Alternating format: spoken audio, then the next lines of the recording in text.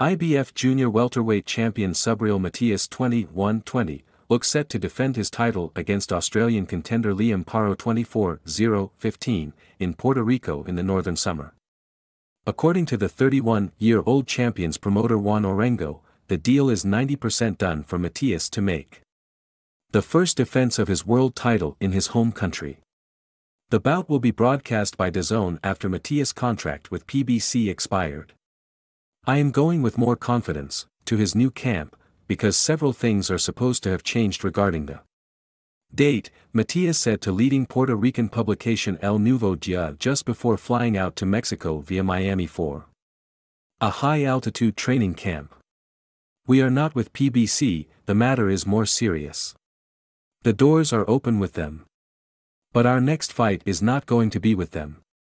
Southpaw Paro, 27, returned to the ring with a bang in December after more than a year spent on the sidelines due to various injuries.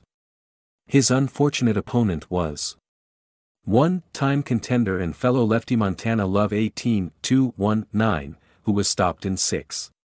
Matias was impressed by what he saw but said that the most I can say is that we are going to overtake him. "He is brave and has his boxing," Matias continued. "He stops. He is left-handed and he is strong. We have to see if he has the same balls as me. I like it and that's what the fan wants to see. Because no one wants to see two people running through the ring." Matias has no qualms about forcing Paro to travel halfway around the world to face him, saying that if he was in the challenger's position, he would be happy to do the same. "The title makes it possible for things to go in my favor," he said. "Everyone wants to be a champion and few can. And so they have to take advantage of the opportunities that come their way. I would have done the same. In fact, we did it. So I understand Liam Paro's hunger for wanting to come to my house to take away what cost me so much. Because the title was not given to me. I am going to prepare as if I were going to die. That day, the day of the fight, and that the fan will enjoy a good fight."